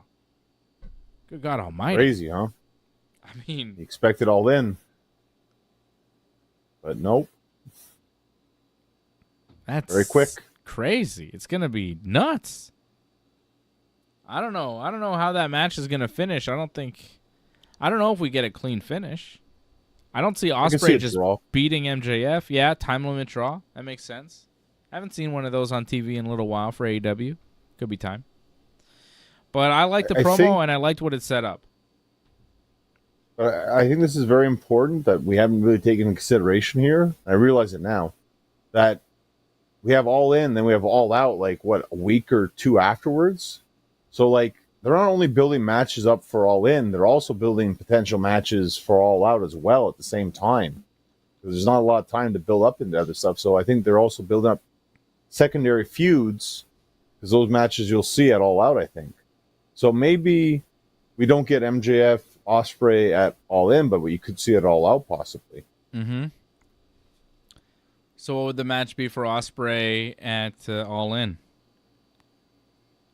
Well, after what we saw in Dynamite, we saw that four-way. They said that because Pac won the four-way, that he's getting the shot after MJF. So does that mean All In? Matches, or I would think, right? I mean, because it's going to be Wembley, right? An all-British international title match at All In England. Imagine cool. That match. I mean, that matchup, like, yes, it's a fantastic matchup. I kind of hope we get that. I think that would be great. I don't know if it'll be as good as Bryan Danielson versus Hangman Page this week, because this match was nuts. I mean, the best match I saw on television easily this week. I think there was just no question about that. It's probably the best match you might see all month on television. Yeah. Maybe all year. Honestly. Whoa. TV matches? I mean, come on. I mean, it's up there. But you know what helped a lot with this match? Was they put so much into making you guess who's going to win.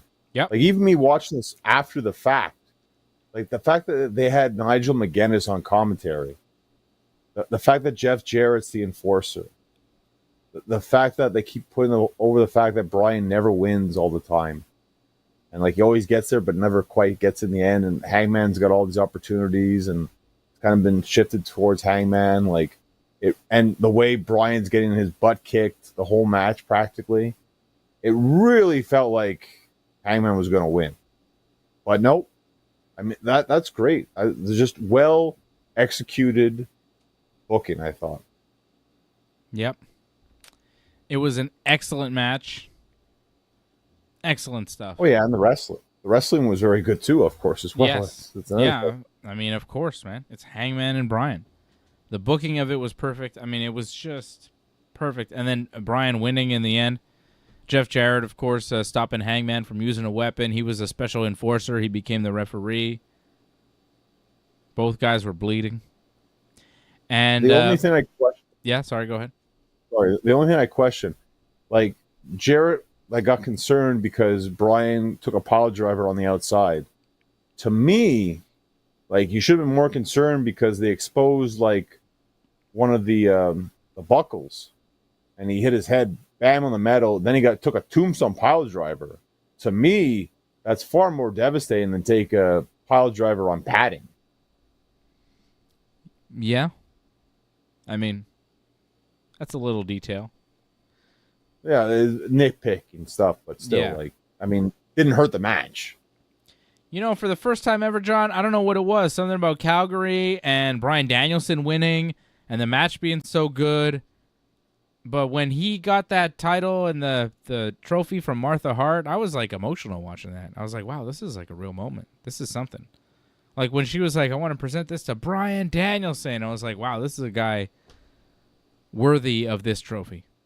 You know, as far as a real man and a gentleman and a guy like in the spirit of Owen Hart and the Hart family, Bryan Danielson is that type of guy. I compare him a lot to Bret Hart as far as being the greatest wrestler of all time. For me, it's him and Bret. So seeing Bryan win the Owen Hart Cup was something for me. I mean, I don't know. It's probably just me. Well, no, I felt it was a great moment, just a great moment for wrestling. You know, like a great moment for someone who's put so much into wrestling, for Bryan to get that moment, and for Jeff Jarrett to be there, for Martha to be there, to be in Calgary to have that moment. Yeah. Like it was very special. I think it's one of the best moments I've seen in AEW, actually. It was that good. Yeah. And to me, that champion, like, I don't know if you looked at the Owen Hart titles. Mm-hmm. Those things look fantastic. Yeah. Like, they should have those like defended or something. Like those would be great to have. Yeah. It's a beautiful belt. But Bryan there winning the belt, the smile on his face, you could tell he was honored to be there, to be, you know, in that moment in Calgary with Martha Hart, with Jeff Jarrett. Remembering Owen Hart, it was a real moment for professional wrestling, for the Hart family, for Calgary wrestling, for Jeff Jarrett, for Martha, for Owen, for Bryan. It was something. It was really something. You want to talk about emotional stuff? I don't know if you've watched the interview afterwards where Jeff Jarrett's talking with Martha and Owen's son. No, but like I haven't seen that. That's wow. Like that's just all the way, man. Like, jeez. You're doing heroin? What is that? Is that Goosebumps?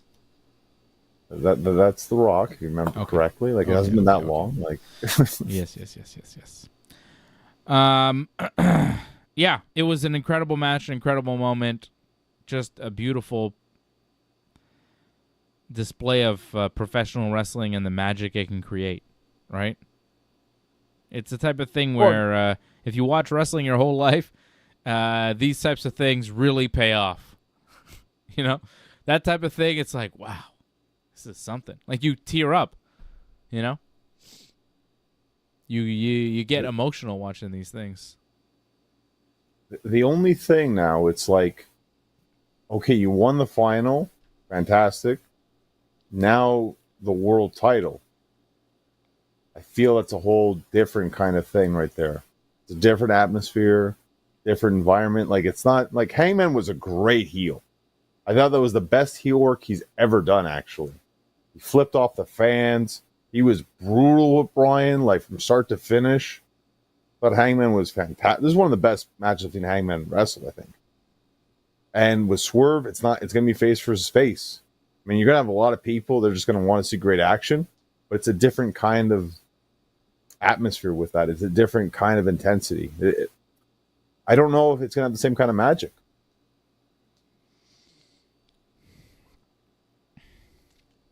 I think Bryan Danielson world title pay-per-view, that's all you need. You kidding? It's Wembley Stadium. Danielson, Swerve, world title.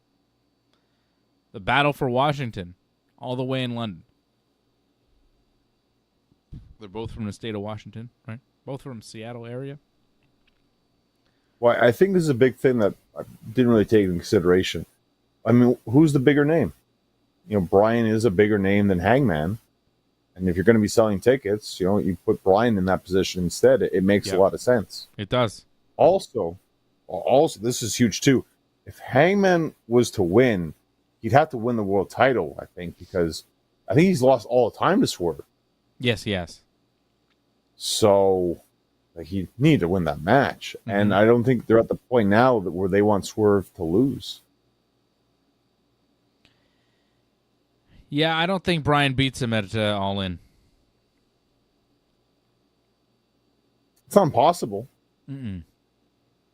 I mean, again, I switch more towards Swerve. I think Swerve is my favorite right now. But that could change, though. It's not impossible. I could see Bryan... Like, I'd see Bryan winning this tournament.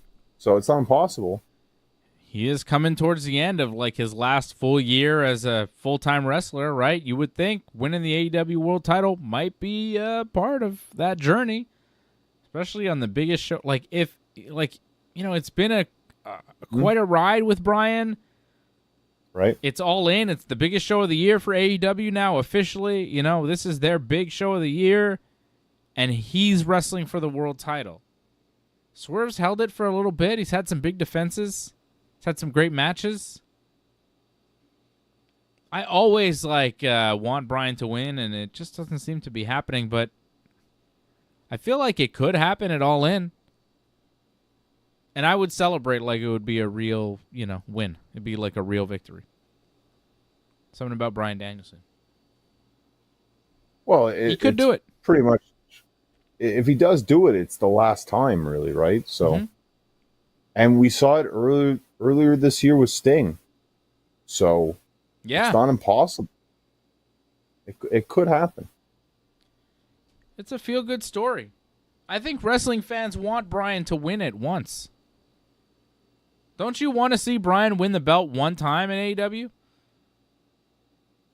I wouldn't mind it. I don't need it. But if he wins it, I don't mind it. But I also like Swerve as world champion, though. I do, so, too. So, for me, go either way.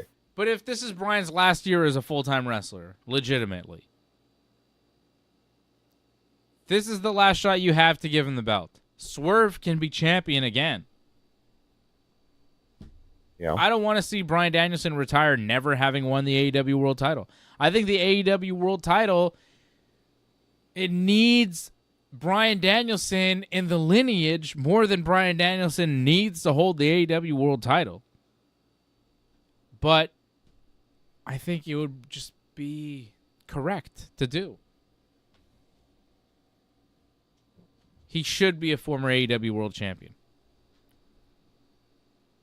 It should happen at some point. He should become that champion. Two guys that are former AEW World Champions, Chris Jericho and Samoa Joe. They wrestled each other in a street fight that was very entertaining.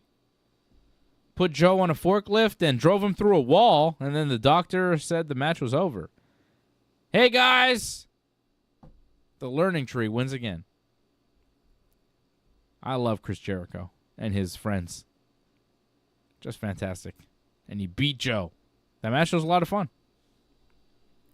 Well, this just, again, goes to show you how good Dynamite was this week. The fact that you start off with that match, and then the second match is Jericho versus Joe, and it's like, what is this, like a pay-per-view here? Like, it's quite a show they've put on so far. And like it's your typical hardcore kind of match.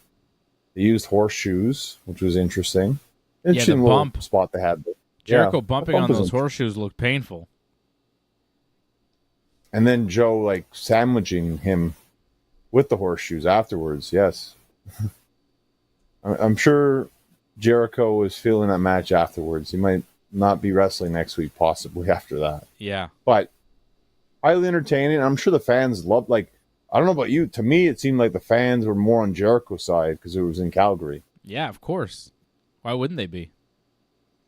They enjoyed it, and well, because they're pushing the whole like Jericho's such a horrible person thing on commentary. But it's clear the fans are still loving Jericho. Like The Canadian I heard fans are going to Y2J love him, and even the AEW fans, like, are they going to start catching on and enjoying this because it's so funny. Well, there is that fan base that like wants him to retire, right? Like you hear that please retire stuff. So there is that section of the fan base that feels that way. But yeah, I think in Canada, Jericho is considered like a Canadian hero. So Yeah. And, I would cheer for him. You got to love him. Chris Jericho. Sorry, go ahead. You're saying? well, I thought it was interesting that to go to commercial break, he put Joe in the walls of Jericho for the whole break. I don't know if you caught that or not. No, I did not. I skipped the breaks. I was like, well, okay. Well, because what they showed to me, because I saw it Dynamite after the fact, they showed everything, like no commercials. They just ran through the whole Dynamite. Because I think it was in Canada, they just showed the whole thing, no commercials. So that was fantastic. They saw the whole picture full. I was like, wow, like he's doing the whole thing, like Walls of Jericho. They went to it in the break, and he kept it on in the whole break. It's like it's a gutsy move to do that, but I mean, he can pull it off because he's Jericho. That's right. He knows what to do, when to do it. He's a pro's pro. He's a legend of the business. He's one of the greatest of all time. The learning tree. You could all learn from watching Chris Jericho. Claudio Castagnoli, Kyle Fletcher, Pac, and Tomohiro Ishii wrestled a four-way with the winner getting a shot down the road at the International Championship, and Pac wound up winning. It's a fun match, too. Claudio was really fun. Pac was good. It was a good one. Yeah, it was fine. Like the only thing that maybe hurt the match is the fact that you had like such an excellent first match. Yeah. That it's just hard to compare to everything else. But I mean, this four-way was still pretty good. Still had some great action. And I liked how they were fighting to get that win. Like they were going back and forth with each other, and they were trying to steal each other's wins back and forth. And then Pac just got it in the end. Yeah, it was a fun match. And the main event, John, also interesting. The match itself, Mariah May defeating Willow Nightingale to become the winner of the women's Owen Hart tournament. And the match was quite good between Mariah and Willow. I thought it was, good match. I think it was tough for them, though. I mean, again, after you saw that first match, and then you're the main event to that's a tough ask for anybody, I think. And I think we talked about this last week, too, where it should have been Statlander. This is no offense to Will Nightingale, but I think that's what hurt the match a little bit, was the fact that you had face versus face. It should have been heel versus face, and I think that would have played off better for the ending. Because everyone would have been 100% behind Mariah May being, yeah, she won. Yeah. But because there was a bit of a screw on Willow, it took away a little bit, I thought. I think you're right. I think you're 100% right. And also with Willow, I don't know if Statlander would have helped, but it felt like Mariah May was a slam dunk to win that match. Like, we knew, okay, Mariah May, she's British, she's going to face Toni. They have the whole thing. It's been going on for so long. You know she's going to face Toni at this Wembley show. It's been all leading to this. Willow versus Toni just doesn't have the same appeal. Mariah's winning this tournament. So going into the match, I think most people figured Mariah was going to win, which kind of hurts. I didn't think we would see what we saw after the match, though, which was Mariah May turning on Toni Storm. attacking her and hitting her with the title belt and then driving her shoe into Toni's head. Toni was bleeding at that point, bleeding quite a bit.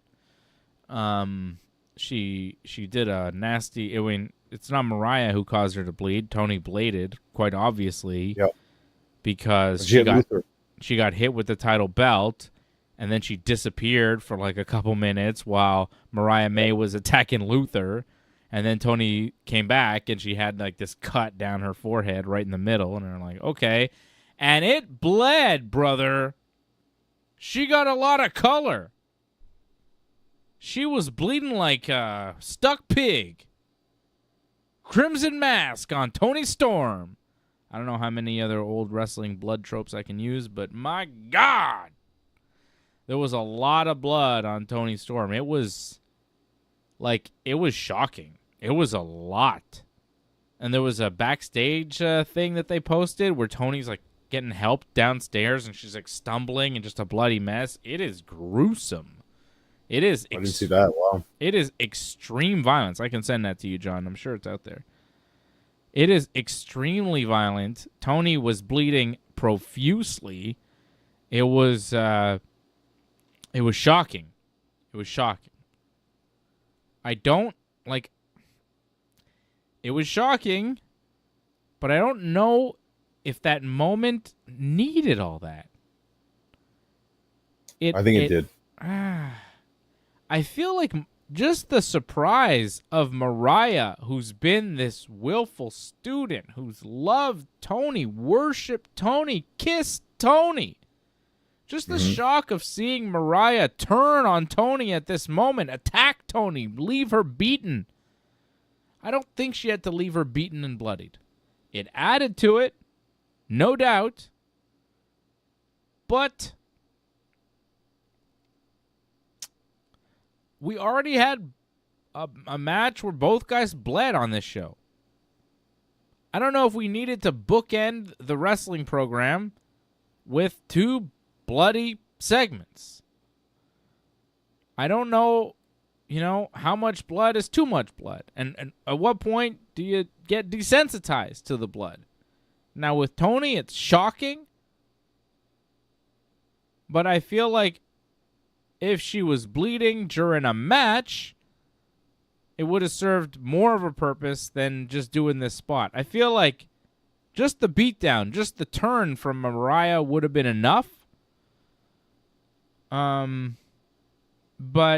yeah, we'll never know, because they did it with blood.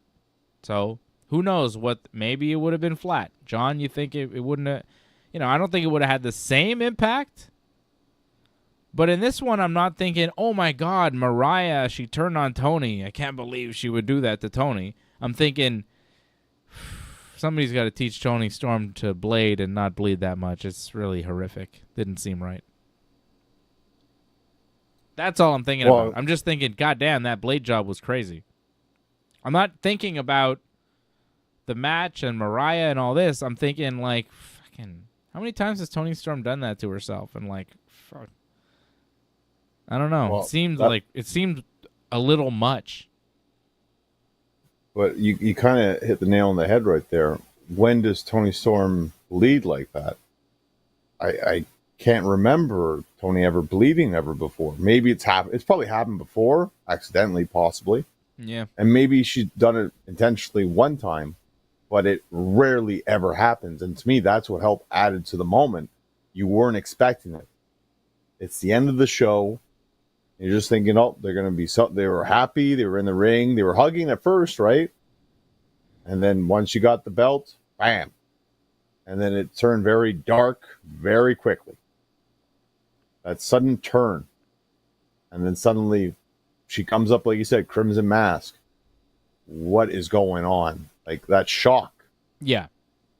Like it's not the same where you see where Brian bleeds. It's like, well, you kind of expected like someone's going to bleed. Like that's the finals of the Owen. I didn't think Hangman was bleeding, by the way. You said both men bled. Like feel like Hangman's blood was like Brian's blood, actually, just on him. Oh, okay. I thought he was bleeding. It looked like he had blood on him. I don't know. He did, but I don't think it was his. Okay. But I think that's fine, though. Again, because when do the women bleed? Like, again, very rarely. And you're not expecting that to happen, right? Because you don't usually see that. Yeah. I don't. To me, it just takes that match now. It takes it to a kind of different level, where it's like, oh, it's going to be a teacher versus student kind of thing. Now it's like this vengeful, like bloodthirsty student against the teacher now, and now you're thinking like this is going to be a crazy match, potentially. Look at this, Johnny. Look at this shot of Mariah May, Owen Hart Cup winner, with Toni's blood on her face. Look at that. That's quite a shot. She looks good with the title and her outfit. Like that's pretty good. Like how it looks. Like good setup. You were talking about this belt. This belt is very nice. That is a very nice title belt right there. Look at the blood on this lady's face. Good God Almighty, that's Toni Storm's blood, Johnny. Mariah May. Like the trophy's nice. To me, you just need the belt because the belt looks so good. The belt is nice. Belt in the blood, brother. The belt in the blood. All right, Johnny. That's it. That's all I got left for you. You got anything We still else? have one more thing to talk about. No, What? we still that Stephanie Vaquer thing. Like I don't really even want to. Like, I don't care. Stephanie Vaquer was a CMLL wrestler. She just dropped the New Japan Strong belt to what's her name? Sasha Banks. Mercedes. Yeah, at the Forbidden Door. And then she signed with WWE. And people are mad because she still had some CMLL dates to do, but she's not doing them because she signed with WWE. Well, it wasn't just CMLL. Like apparently other places too. She had like tours she was doing. New Japan, I think she was supposed to do a show. I think in the UK too, if I'm not mistaken. Could be wrong, but I think she may possibly be doing other things as well, and all completely wiped off. That's the thing now with WWE. If you sign with them, no more like filling your commitments. It's cancel all your commitments. And like I see a lot of people are upset about that, but they have to realize like it's a different tier you're at in that stage of wrestling. It's true business, and they're giving you like big time money. It's a different world that you're living in. Like I get for the wrestlers doing that. Like they're not getting paid a lot for what they're doing. They got to make the most of what they can, when they can. Like it doesn't last long. Yeah. I don't blame her whatsoever. If that's what WWE wanted her to do as part of her deal, they're paying her. Do it. People are mad. People want the wrestlers to fulfill their commitments. Sometimes you can't. And if you're going to blame somebody, blame WWE. Don't blame her. You should never blame a wrestler for signing a contract with the WWE. If the WWE is telling her don't fulfill your commitments, maybe blame them. And do you blame WWE? I mean, do you want her to get hurt on these shows too? That's probably what their thinking is. No, you don't. No, you don't.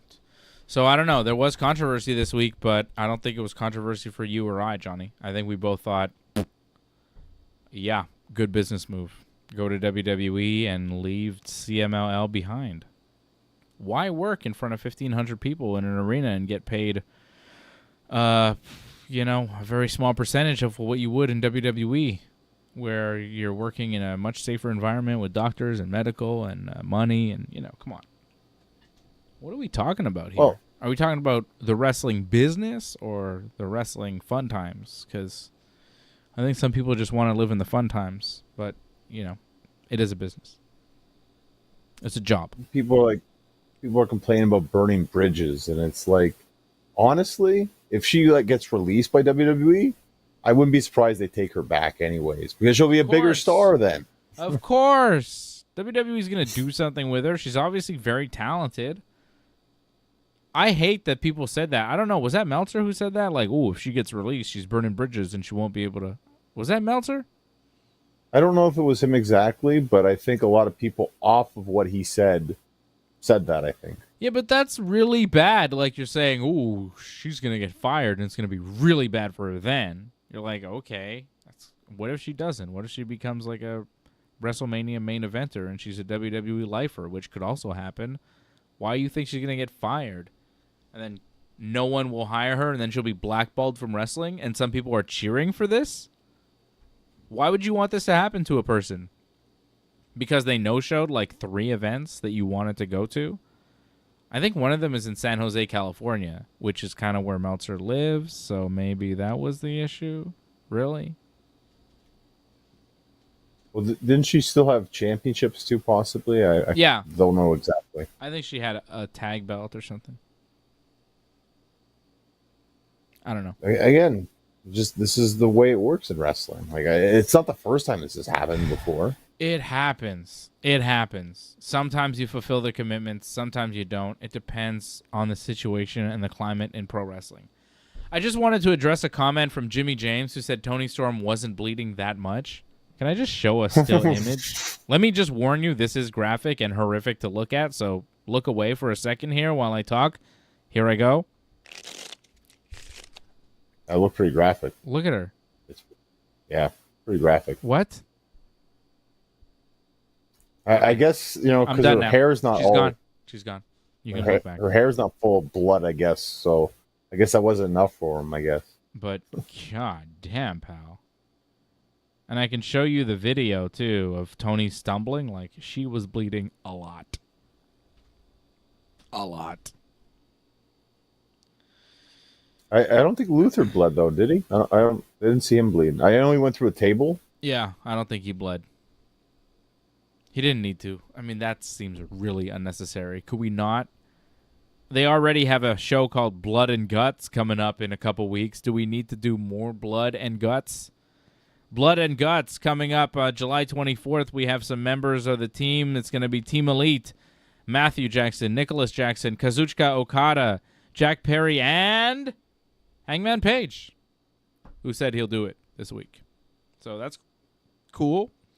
And they'll be taking on Team AEW, which is now official. It is done. It's the acclaimed Anthony Bowens, Max Caster, Kyle O'Reilly, Mark Briscoe, and the AEW World Champion Swerve Strickland, who will be part of Blood and Guts July 24th in Nashville, Tennessee, live on Dynamite. So that'll be fun. Hangman and Swerve now in Blood and Guts, added this week to Dynamite. What a massive episode of Dynamite this week, John. They did so much. It was great. Well, they needed to, right? I mean, they had to really help set up All In. I mean, the big matches, I think, for All In are pretty much are big main events anyways, for the world titles are set now, pretty much. Yeah. So they did that, and we got an idea of what's probably going to, it's a huge, next week's pretty big, too. Like, you've already said Ospreay against MJF, I think, starts the show for the international title, and they're going to do Swerve versus Okada. Yes. What the heck? Is that non-title? Yeah, well, they just said champion versus champion. I imagine that means non-title. That's a pretty cool match. That is a very cool match. The 250th episode of Dynamite coming up next week in Little Rock, Arkansas. They're going big. MJF versus Ospreay, and then Okada versus Swerve. And then the following week, they're doing Blood and Guts. So AEW is on a roll right now. I think this is where they're kind of heating up because they want to build interest for All In, right? It's working. I have to say, they're definitely firing all cylinders right now. It's easily the most entertaining they've been in a long time. As they should be going into their biggest show of the year. So I'm happy with AEW Dynamite and everything going on there. I want to thank Antoinette for the gifted membership dropping to Otavio Augusto. Shout out to all the members I'm seeing in the chat. Once again, Angelo Contagonis, Ryan Katz, Jimmy James, Antoinette, even old AJ in the chat. Oh, cool. Jason Pete out in Mexico. Jason's cool. Yes, indeed. And many others. Franco316. So many members over at join.ringsidereport.net. Jimmy James, join.ringsidereport.net is where you support the channel. Join.ringsidereport.net or membership.ringsidereport.net. Johnny North, your next match, when can people see you in the ring? Oh, it's going to be a while. I don't know. Maybe the end of summer. Probably do commentary again for G&W. I think it's August 31st. I'll get back to you on the date. Currently just trying to work on getting you pizza, because that'll be fun to watch you eat pizza. I think everyone wants to see that on YouTube. Right. There's like a gigantic slice of pizza that you want me to attempt to eat or just eat. Is this a challenge of some sort? Because it didn't seem that challenging. I could eat that. Well, I think because there's like a time or something. If you eat in a certain amount of time.